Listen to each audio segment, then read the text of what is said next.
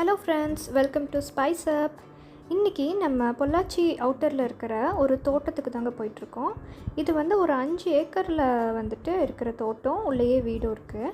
இங்கே வந்துட்டு cauliflower farming வந்து பண்ணியிருந்தாங்க நாங்கள் போயிருக்கப்போ. ஸோ அது எப்படி பண்ணியிருக்காங்க, எப்படி காலிஃப்ளவர் கல்டிவேஷன் பண்ணுறாங்கன்னு பார்க்கலாம் வாங்க. இப்போ மழை நல்லா பேஞ்சிருக்கிறதுனால உங்களுக்கு ஆன் த வே ஃபுல்லாக க்ரீனிஷாக ரொம்ப அழகாக இருந்துச்சு. இங்கே பார்த்திங்கன்னா அடியில் ஃபுல்லாக செடி இருக்குது. செடிக்கு மேலே வந்துட்டு மழை பெஞ்சு தண்ணி ஃபில் ஆகிருக்கு.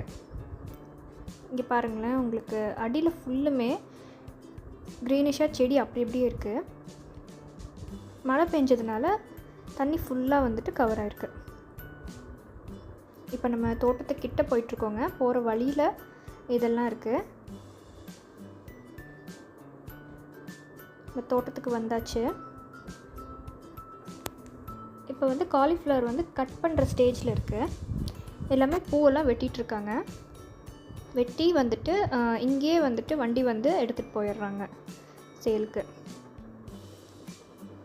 இவங்கக்கிட்ட வந்துட்டு நம்ம எப்படி வந்து காலிஃப்ளவர் கல்டிவேஷன் பண்ணுறது அப்படிங்கிறத அவங்கக்கிட்டே கேட்டு தெரிஞ்சுக்கலாம்.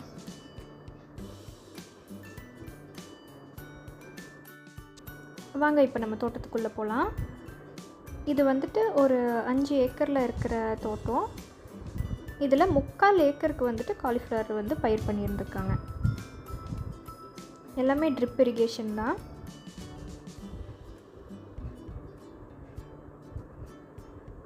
வீடு பார்த்திங்கன்னா இதுக்குள்ளேயே இருக்குது.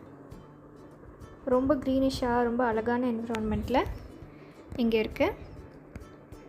ஸோ வாங்க அவங்கக்கிட்டே கேட்போம். எத்தனை ஏக்கரில் போட்டிருக்கீங்க? இது 3/4 ஏக்கர் போட்டிருக்குங்க. 3/4 ஏக்கர். ஆமாங்க, 3/4 ஏக்கர்னால் இந்த ஒரு 3500 நாற்றெல்லாம் பிடிக்குங்க. அதாவது 3 அடி கேப்பு. 3 அடி கேப்பில் கேப் வந்து 3 அடி, 1.5 அடிக்கு இப்படி ஸ்ட்ரைட்டாக போட்டாலும் 1.5 அடி கேப் வருங்க. ஒவ்வொரு செடிக்கு இதுக்கு 3 அடி கேப் வருங்க. அப்புறம் ஒரு பூ ஈல்டுக்கு எவ்வளோ நாள் ஆகும்? ஈல்டுக்கு 70 டேஸ் ஆகிடும். 70 டேஸ் ஆகிடும். ஒரு செடிக்கு ஒரு பூ தான். ஒரு செடிக்கு ஒரு பூ தான். ஒரு பூ வந்து நல்ல வளர்ச்சியோட வந்துச்சுன்னா 2 கிலோ வரும் ஒரு பூ. ஒரு பூ 2 கிலோ வரும். ஒரு மலையடினால கம்மியாக வருங்க. உரம் வந்து பூ வராதுக்கு முன்னாடியே 4 உரம் கொடுத்துக்கலாம். அதாவது டிஏபி 16க்கு 16 இது கால்சியம் அந்த இது கொடுத்துக்கலாம். மற்றதெல்லாம் எது வேண்டியதில்லை, இது மட்டும் கொடுத்தா போதும். மருந்து கொஞ்சம் அதிகமாக அடிக்க வேண்டியது வரும். அது பூச்சி வராமல் இருக்கிறதுக்காக. பூச்சி வராமல் இருக்கும். மற்றதுக்கெல்லாம் மருந்து கொஞ்சம் கம்மியாக இருக்குது. இது வந்து மருந்து அதிகம் அடிக்க வேண்டியது வரும். இப்போ அவ்வளோதானா? இது ஈல்டு முடிஞ்சு அவ்வளோதான். இதை எடுத்துட்டு நீங்கள் திருப்பியும் இதெல்லாம் அப்படியே வந்து மார்க்கெட்டுக்கு வந்து அவங்க எடுத்துகிட்டே போயிடுவாங்க. மார்க்கெட் வண்டி வந்து கரெக்டாக இந்த ஈவினிங் டைமுக்கு கொஞ்சம் முன்னாடி வெட்டணுமா, மார்க்கெட் வண்டி அவங்களே 4:30க்கு வந்து அவங்களே எடுத்துகிட்டு போயிடுவாங்க. டேரெக்டாக அவங்களே விற்று கொடுத்துருவாங்க. கிலோ கணக்கா இல்லை பூ கணக்கா? கிலோ கணக்கும் கொடுப்பாங்க. பூ கணக்குனாலும் நம்ம சொல்லணுங்க. அவங்க எப்படி இது பண்ணுறாங்களோ அதுக்கு தகுந்த மாதிரி நம்மளும் சொல்லணும். திருப்பூர் மார்க்கெட். உங்கள் வீடு இங்கே தானே? இங்கே தான் வீடு. நல்ல லொக்கேஷன்.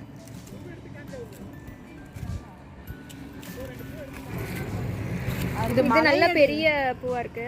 இது மலையடினால உன்னி பெருசா வருங்க. இதை விட பெருசா இருக்கு. இதை விட பெருசா வருங்க. மலையடினால கொஞ்சம் பூவு சின்ன பூவா வருது. ஓகே.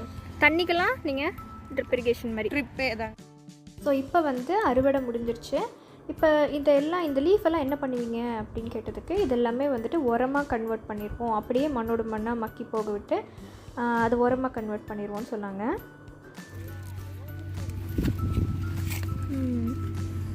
இதுலலாம் பூச்சி இல்லை? இதெல்லாம் இல்லைங்க. ஸ்ப்ரே பண்ணிடுவீங்களா மருந்த? இல்லைங்க, ஸ்பேரில் தான் எப்பவுமே அடி. பெருசாக வளர்ந்ததுக்கப்புறம் சரிங்க. சின்னதாக இருந்தாலும் இந்த வண்டு இதெல்லாம் கடிக்குங்க. அதனால ஃபர்ஸ்டே வந்து செடியை வச்சுட்டு ஒரு 5 டேஸ் கழிச்சு லைட்டாக மருந்து அடிக்கணும்.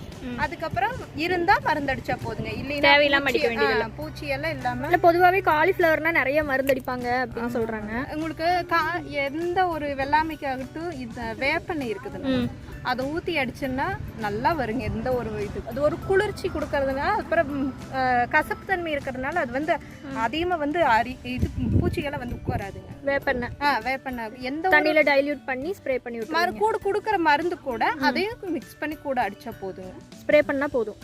அவ்வளோதான். அதை அடித்தால் மேக்ஸிமம் காலிஃப்ளவர் அதிகமாக பூச்சி இருக்குது, அது கூட எக்ஸ்ட்ரா இப்போ மருந்து அடிக்கிறாங்கல்ல. இதை அடித்தா இன்னும் ஒரு 10 நாள் கழிச்சு மறுபடியும் மருந்து அடிக்கலாங்க. இல்லைன்னா ஒரு 5 டேஸ்க்கு ஒருக்க மருந்து அடிக்கிற மாதிரி. வேப்பெண்ணெய் ஊற்றினா கொஞ்சம் டைம் ஜாஸ்தியாக எடுக்கும், ஜாஸ்தியாகுங்க, மருந்து கம்மியாகுங்க. நேச்சுரலாக போயிடும். நேச்சுரலாக. இந்த லீஃப் எல்லாம் என்ன பண்ணுவீங்க? இந்த லீஃப் எல்லாம் அப்படியே கட் பண்ணி விட்டுருவோம்.